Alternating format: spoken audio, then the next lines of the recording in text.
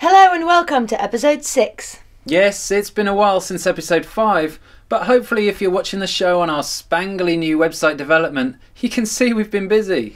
Yep, the new site is being designed to give you a better viewing experience however you watch the show. So, whether you're watching us on the move on your mobile or sat back with a beer at home on your 50-inch internet TV, we've got you covered. Right, enough of all that mumbo, let's get into episode 6 because it's a belter. Coming up this episode. Injured and off the water for 9 months, 5-time world champion Aaron Hadlow joins us to give us his views on the new PKRA format and more. We find out about the roles of best designers Peter Stiewe and Jordi Modolell. Andre Phillip's latest film, Island Time, also features Sam Light and Jake Kelsick and has almost 150,000 views on YouTube. We try and find out the secrets of its success from Dre himself. We have the first part of an instructional series taking you from the basic unhooked back roll to the back mobe with British ripper Sam Light. Who wants a new surfboard then? We give away the North Wam and put the best Shortstick up for grabs. Ruben Lenten and Lewis Crathern tell us about the Len10 Mega Loop challenge in Cape Town, and we play you out with Dune Discovery, an excellent video from the best Odyssey.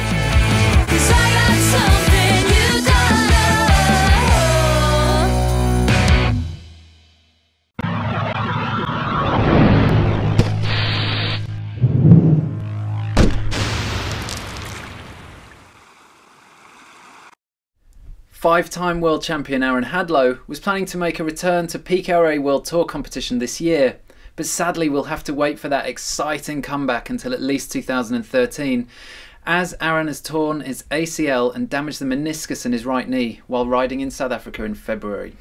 Yes, he was motivated by a change in the scoring format, rewarding quality over quantity, but unfortunately it's a nasty injury that will keep him out for 9 months. But Aaron always has plenty to say, so Annalise caught up with him when he was back in the UK for his operation and rehab. Good body.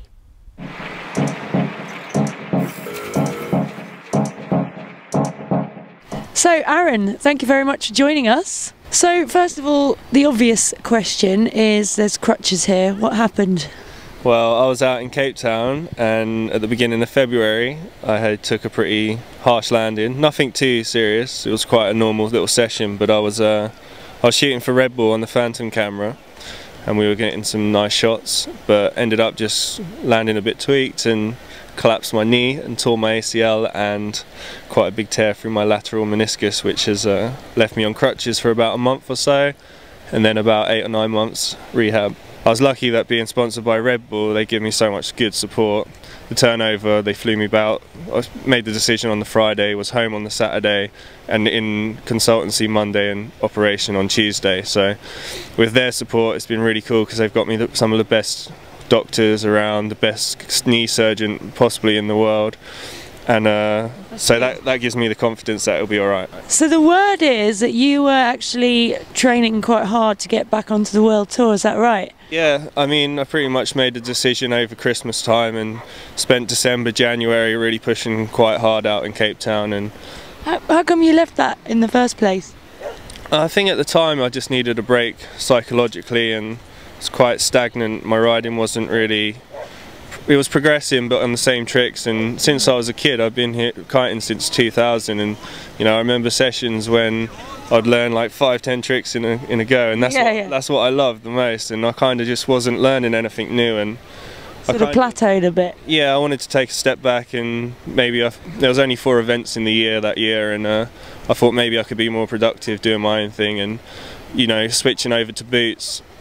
Had to learn all my tricks again basically, and that gave me inspiration and the motivation to kite again. I always was going to come back to the PKRA at some point, and I just wanted it to settle down, more events to come up, and for eventually for the format to change, and that's what happened this year, and kind of what I thought, well, riding boots, and I got to a point where I felt like I mastered boots and I was moving forward in my riding in the boots, and with the format changing and only counting 7 tricks out of 12 attempts and those being scored in a certain way, for me I thought it was the right time to come back. Yeah, that's cool. Now if you had been competing, who were you looking forward to competing against the most? Yeah, I mean, it's going to be a battle between Alex and Yuri for sure, from what I can see and what I've seen, and it is going to be really interesting because Jordi obviously done so well last year, but with the format change, it's gonna, I think it will probably benefit Alex for now, but obviously Jordi is really adaptive to everything, and he's been kiting a long time, and his style still really suits this new format too, so it is going to be close and really exciting.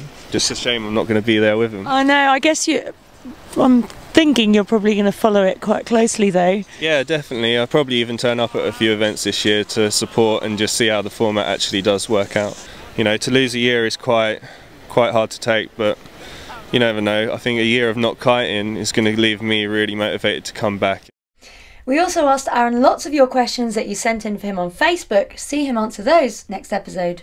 And you can read a feature-length interview I did with him in Kite World issue 57, which is just about out now.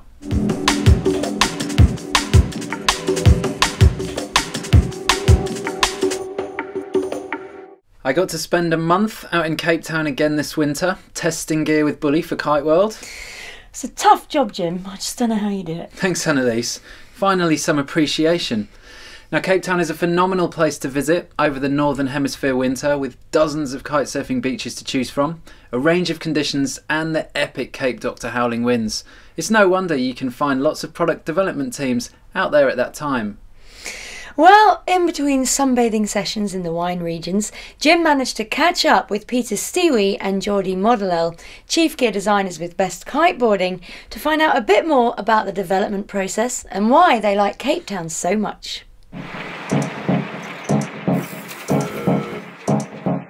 So some of your favourite spots, I mean obviously we're on the main strip here in Bloberg. I mean I guess it's about 8 kilometres, isn't it, from Sunset down towards Big Bay. Is this where you do the majority of your testing, or do you head elsewhere, somewhere a bit more private? Well, a little bit of both, I think. It depends on where we're working on, what we're working on. If there's a lot of testing and running forth and back with different kites, then of course this is like a perfect place to go, because we're living just next door and we can go 3-4 sessions a day. But then also there's a couple of other places up to Namibia where you can find nice, a little bit more peace. Yeah. Exactly. And you've got a new team rider this year, Gisela. I saw her on the beach the other day. She's been out doing some testing. Have you had the whole team out, or just Gisela? Yeah, no, we had the whole team. Oh, not the whole team, but Michael Schitzhofer was also, or he's still here. And this is also one of the reasons why we come. It's really good to have like the team around you, because they give us so much feedback and help when we test kites too. So yeah, it was very nice to have them around. So we're March now, so I'm guessing that you guys are wrapping up your 2013 lineup. Whereabouts are you in that? No, that's the kite designer. Well, no, you have also products to develop, so now we are, let's say, 3/4. Still lots of work to do, but we are quite this year. We're quite progressed in the development at this stage.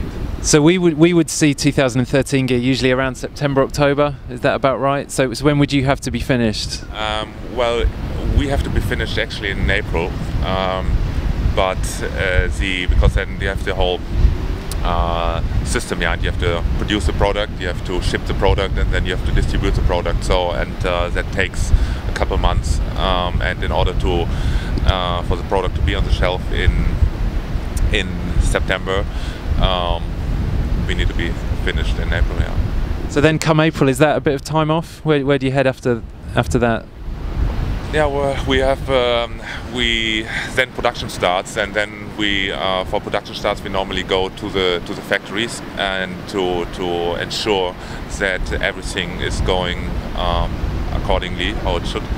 And after that, yeah, we have like a little bit of a break. I mean, this year we have the KSB tour coming for the wave riding a competition to our beach in Portugal, which will be quite exciting. Yeah, you spend a lot of time in Guincho, don't you, as well? Exactly. We spent in the northern hemisphere summer. We spent in Portugal in Guincho, and then in the southern and the northern hemisphere winter we spent here in Cape Town. So you guys have been here pretty much 4 months. Have you got any sessions from here that really stand out in your mind? Maybe Cape Point, Misty Cliffs, or is it just riding here every day that makes it really special? I mean, the great thing is you find, depending how the wind is, how the waves are, you find like good conditions all along the coast. But sure, there's some very nice spots, basically from here up north. Or also Misty Cliffs is a spot we really like and enjoy. Scarborough, Misty Cliffs, Whitsand, that area. It's beautiful, stunning setting, and you find different conditions compared to here, different watercolor. Very enjoyable. Yeah. There's a little bit for everyone here, isn't there? I mean, Misty Cliffs and Cape Point, you've got to be a bit more on your game. You're kind of out there on your own a little bit, but the waves are amazing, aren't they? Yeah, it's an amazing spot. It's a little bit more risky, maybe. More wind, bigger waves, bigger fish. It's by the crayfish factory, isn't it? Yeah, exactly. But no, it's all good. It's very nice. And you have, like, I mean, you can go. You have flat water in the lagoon or in Langebahn, and so very good variety of conditions to test different product and to enjoy the sport. Well, I think we've got some wind coming back in over the next few days, so no doubt you guys will be busy. And thanks very much for your time, and we'll catch up with you soon. Thank you very much. Yeah. Come to Gincho. We'll come to Gincho. What are you doing, Jim? I'm just watching Island Time. It's a film with Dre, Sam Light, Jake Kelsikin. But it's got 150,000 views. Wow. Yeah, I reckon we need some tips. Yeah.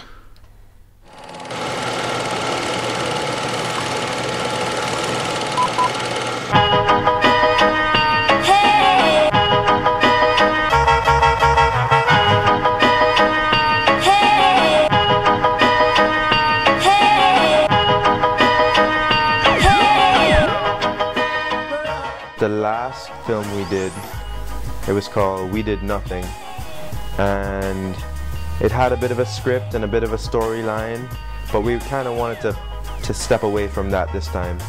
So we decided that, you know what, we're not gonna plan anything. We're not gonna have a script. We'll just get Shabs to roll camera on everything that we do on a regular basis. You know, if it's windy, we'll go kiteboarding wherever it's good, and if it's not windy, we'll find something else to do. You know, we'll go boating or go hang out at the beach or whatever.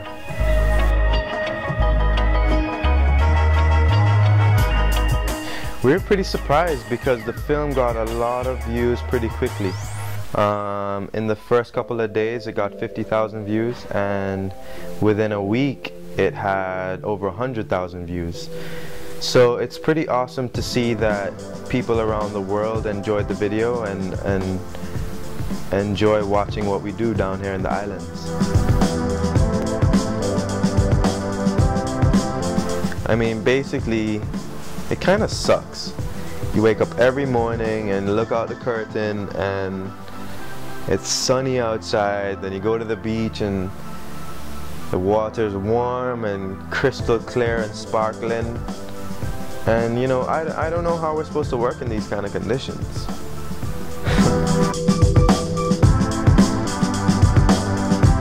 I think the film represents the style of kiteboarding that we're into. We like to keep our kite pretty low, and that allows us to really feel gravity.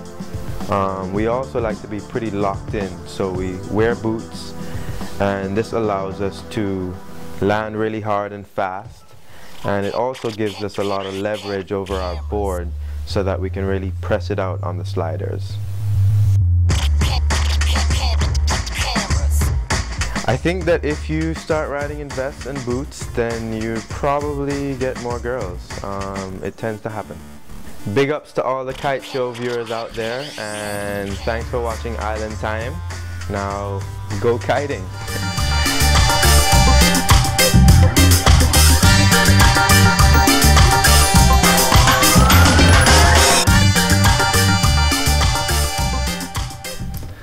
I've got an idea, Annalise. What do you think?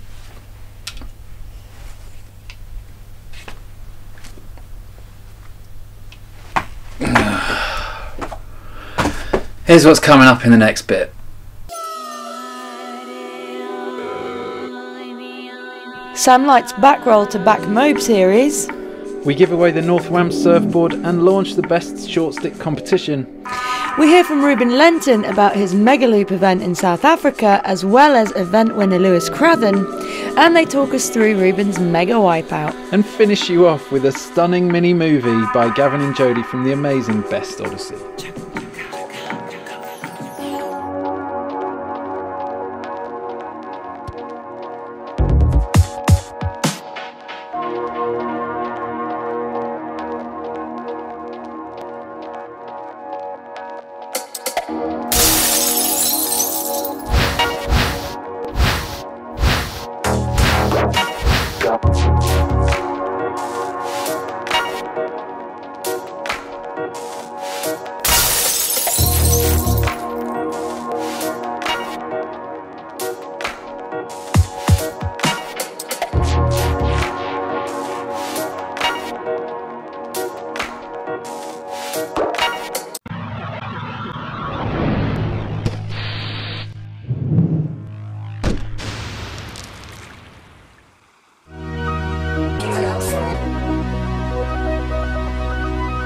The Armada is back and is looking better than ever before.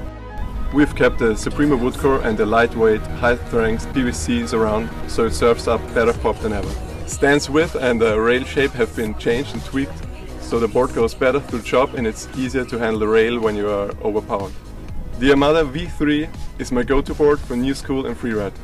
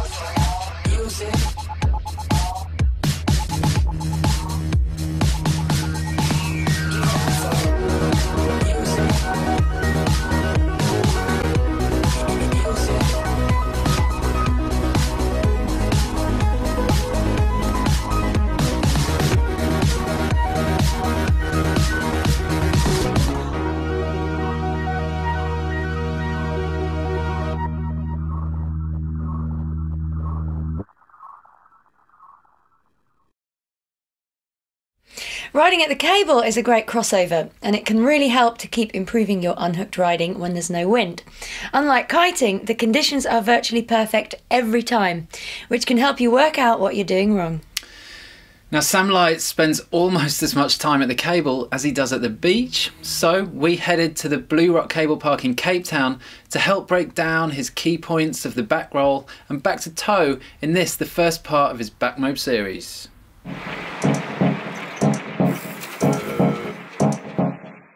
I like to break down tricks, and I find at the cable, because it's always exactly the same, you can really break down each individual trick and work out where you're going wrong and what you need to do. Okay. But at the same time, you can't cheat with the kite. You can have your kite higher to learn new tricks. Cable's pretty much 100% commitment. Yeah. But it pays off. It's good fun. And I found it's really helped with my opposite direction as well. Okay. Because most cables go right foot forward, and it kind of forces you to do another foot forward and learn different ways, different tricks, different ways. So what are some of the differences, just for people to bear in mind when we're showing them the cable move as opposed to the kite? To be honest, for a back mobe, it's very similar, apart from your point of pull would be a bit lower. All right. Normal. So we're going to start with the back roll. Yep. At the cable. Quite a simple move in kiting. Simple move in cable. Not necessarily. Any air trick is hard on the cable. Yeah. But when you come from a kiting background, definitely it is easier. It is easier. Yeah. But it's a basic move and an important move. So you're coming into the trick here. Yeah. Tell us what's happening. Okay. Well, you know, I like to break it down into the key points. Like when I'm coming into my move, I'm thinking about different things I need to do. And the few things I'm thinking about in a back roll is keeping my arms in, which basically keeps your point of rotation lower in your body. Yeah. If you have your arms out, a lot of people edge as hard as they can and let their arms out straight away. Yeah. So your point of rotation becomes too high, so you have to do a lot bigger trick or you don't make it round. If you keep your arms in and low, you'll spin a lot quicker and find it a lot easier and go higher as well. Other points are to really scoop your edge. It's very different to a Rayleigh. That's one thing why I like using no fins, because I like to change the edge for different tricks. And the back mobe is, you almost want to do half of the trick on the water. Yeah. Throw your head back and really scoop your edge around so you've completed most of the trick before you even take off. Okay. But that is the point where you can let your arms out, where it's important to keep them in, so it just pops you around and continues your rotation. So you've got your rotation, you've popped, we're coming into land. How do we slow it all down, get the landing right? I think that's something that people have a bit of trouble with in their first back rolls anyway. They either over-rotate, under-rotate. Yeah. The worst thing you want to do on a back roll is under-rotate, because it's, you know, backside edge or your nose, and they're the painful ones.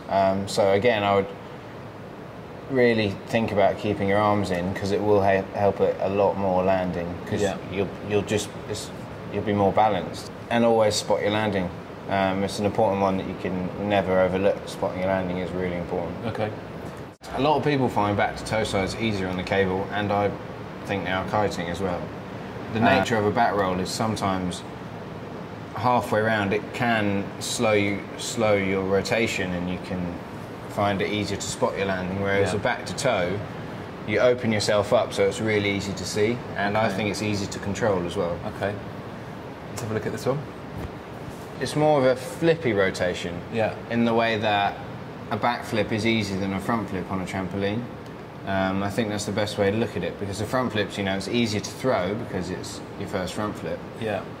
Whereas a back flip's harder to throw because it's backwards, like a back to toe, because it's more over your head, but it's easier to land because you're coming in and you can see everything. Okay.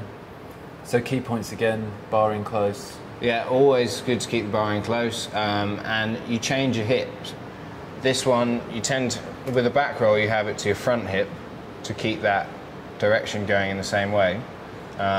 Whereas back to toe, you move it to your back hip, and all you do in the air is literally just pull it to the other hip, and it'll automatically bring you around to toe side. Yeah. What a lot of people make the mistake of doing is they come around the corner and just keep edging, whereas you don't really want to do that, as you don't get the full force of the cable. If you come around the corner and cut the opposite way first, as you can see here, I cut to the left, and then back to the right. So when you're really sunk in your edge, you're going directly underneath the cable, which makes it easy to spin. Because what you want to do, it's like a kite. When you load up against your kite, it's creating the tension in the lines which pulls you, whereas on the cable, you're creating the tension in the cable. So the longer you can edge for, the higher you're going to go. The more. It's very similar, but kiting, it's a very short cut, always. Right. Okay. I mean, there is a few moves where it's a longer cut, and a back mobe is one, but most of all, it's short, just because the kite pops forward very quickly. Yeah. Whereas on a cable, you really want to do a progressive edge. So if you suddenly just edge really hard, then it can actually pull back at you. Yeah, yeah. So you want to sort of slowly sink your edge in until right at the end is when you're edging hardest. Okay. But kiting, you can just sink it in whatever. It doesn't really matter. Off you go. And angle helps with the kite. It's slightly higher when you're learning, pull you up a bit more. Yeah, but it makes the landing a bit harder. Yeah, it depends from kite to kite. But yeah, higher kite's always going to help. Yeah, you can't really go wrong. I mean, is that kite high? Is that some like promoting a high kite? Last episode, North kindly put up their sublime Wam surfboard for grabs. The question you had to answer was, who is North's surfboard shaper? The answer is, of course, Sky Solback, and the lucky winner is Ida Danielsson from Sweden. Well done. What a prize. Yes, but we have another fantastic surfboard prize to give away. No way. Yes way. Here is Kristin Berzer with the details.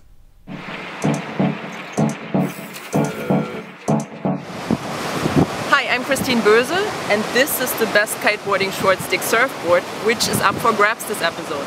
It's an all-around surfboard suitable for tearing up anything from small to medium-sized waves. And to win this board, all you have to do is answer one very simple question. Best Kiteboarding signed on a very successful world champion kiteboarder at the end of 2011. What is her name? back to Annalise and Jim, who will explain you how to enter. To enter, go to our Facebook fan page, go to the episode 6 tab there and enter your details on the form. Good luck. Back in February, Ruben Lenten organised his first Mega Loop challenge with Red Bull at Big Bay in Cape Town. Some of the best Mega Loopers in the world were assembled to throw mental big airs and ballsy kite loops, eventually leading to British rider Lewis Crathern taking the win. Jim caught up with Ruben after the event. We also got Aaron to interview Lewis, and the boys break down Ruben's massive wipeout during his demonstration for the crowd.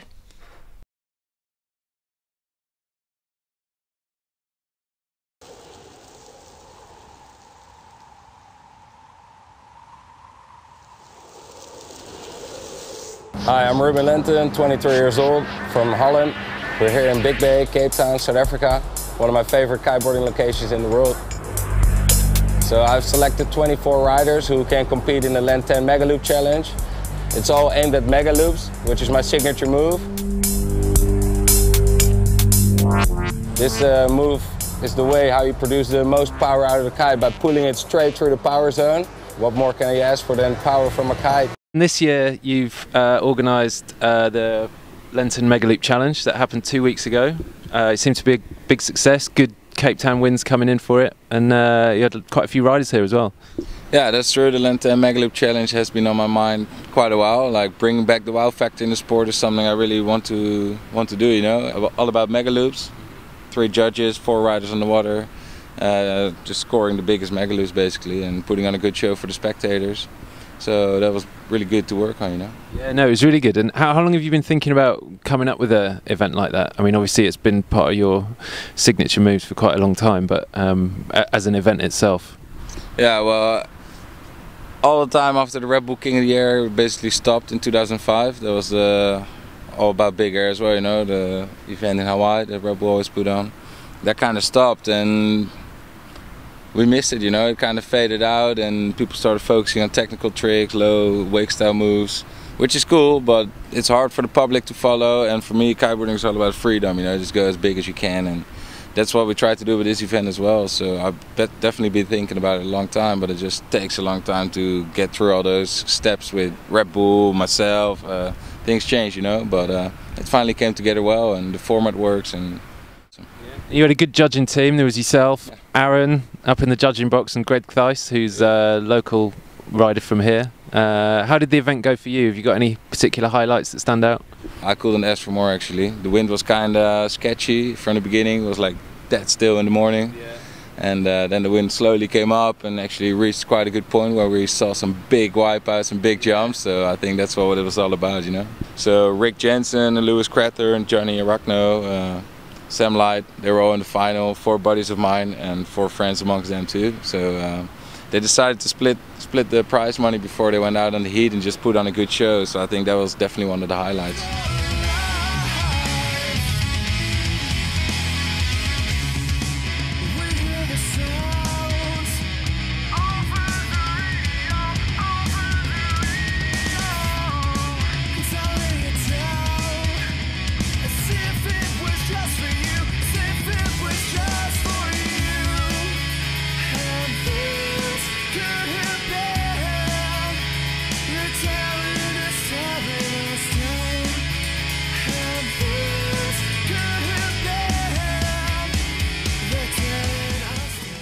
Well, to be honest with you, Aaron, I thought I was going to steam straight through to the final, but one of my friends, Rick Jensen, he was in the same heat, and he threw one of the biggest kite loops of the day. Really got the kite stuck down low. Yeah, I think he hurt his knee doing it as well. Yeah, I was almost relieved in a way. We're going into the final with how big he was going that day, but no, he gave me a hard time, so I had to go back through the repertoire system, and luckily I got through that and into the final. But I think I'll throw it out there, hands down, that final was the funnest final I've ever been in. Well, yeah, I mean, with the high wind stuff, it's definitely risky, but I personally think that with the wind sort of touching on 30 knots. That's the most dangerous time, because you can't get the height to get up, and you know you're going to drop out and hit the ground. But Ruben's crash, wow! There's not many times as a commentator I have not known what to say, and that was one of them. I think the beach went totally silent. So I mean, I was up there as well because it was his demo. He had to go out and show the public what it's all about, and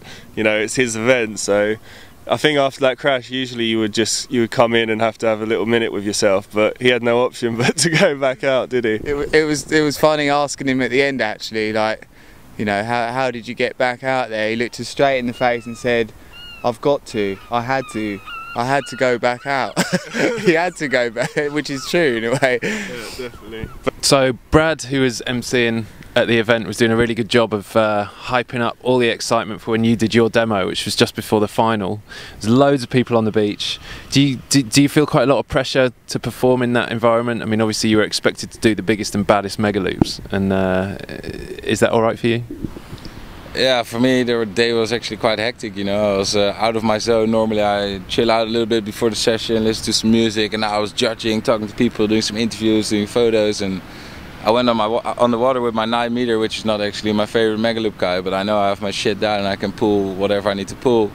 But then as soon as I go for my first jump with like lots of spectators on the beach and the guys having a break, I go there, whoop, and I take off, and I just get like a little sketch, and that actually threw me off a little bit. And then I got a rewind in my jump, and then I land, and I thought all was good, and then my nose just dived, and I did a full cartwheel with my face in the water, like bam, bam, bam.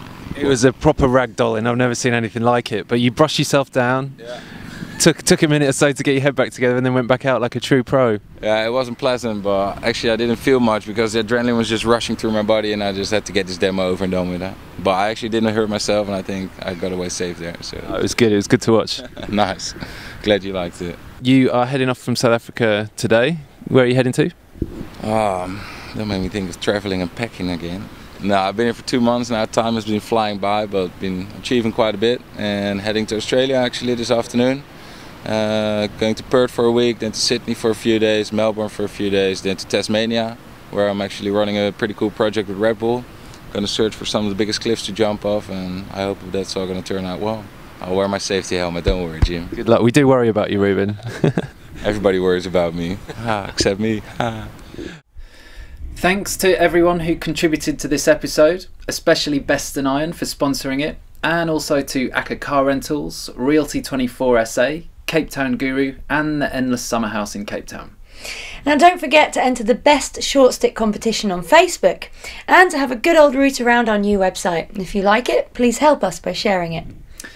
For the last few years, Gavin McClurg and Jodie McDonald have contributed a regular column to Kite World from their phenomenal adventures running the Best Odyssey, a 5-year kiteboarding expedition. Playing us out this episode, we've picked their excellent June Discovery video, which has made it to the final round of the Epic Theatre Film Awards on Earth Preservation. We're sure you'll enjoy it. Now, come on, Annalise. Come on, just think about it. Think of the views. Ben won't mind. No, Jim. Loser.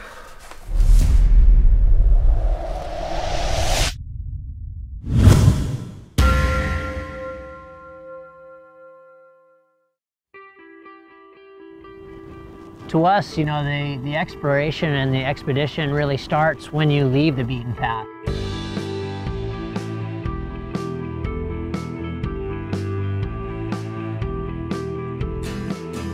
Our journey began 12 years ago.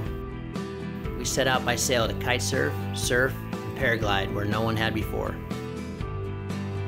A lot of people before us have sailed around the world, you know, that's nothing new. But we're not out here to follow in people's footsteps.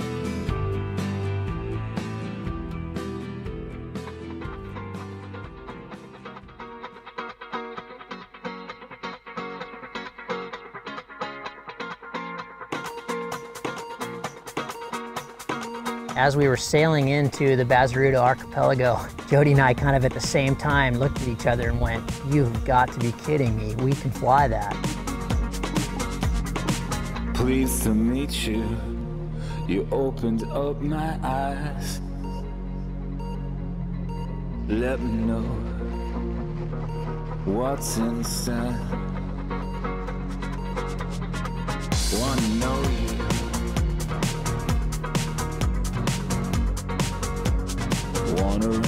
design you, yeah. I wanna redefine you. Maybe realize every single molecule wants to be beside you. I know it. Expeditions aren't about five-star hotels and pampered cruises. You know, expeditions are about hardship and difficulty, but when you get through it and find a place like we did in Mozambique, and you're the first to paraglide a spot that never has before, it makes it all worth it. 7 shooting stars in one night. The water and sand in our eyesight. The rocks in our hands. When we set off to sail around the world, what we hoped to find were untouched coral gardens and lots of marine life and deserted beaches and deserted places. While that does exist, you do find that. What you also find a lot of, and more than you can possibly imagine, is trash and plastic and waste runoff and destroyed coral and seas that have been completely fished out. It's really sad. 12 years that we've been out here, we've also seen a big change from the beginning and the end. I can't imagine a world where these things no longer exist. We left the Indian Ocean and rounded Cape of Good Hope and the southern tip of Africa. We sailed 4,500 miles to here in Cape Verde, and we're just in search of wind and waves.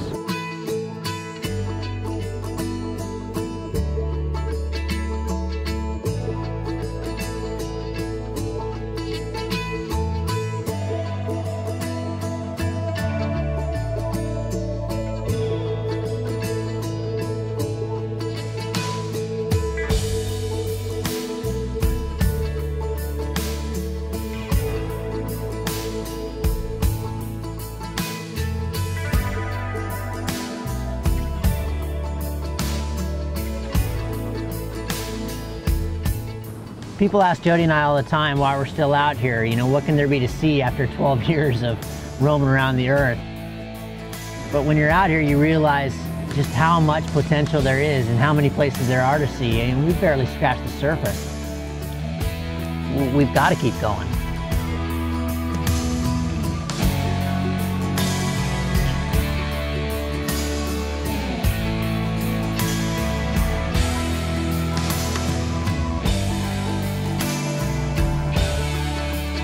I've never understood why people seek the comfort zone. I mean, what's comfortable about knowing what's going to happen every day?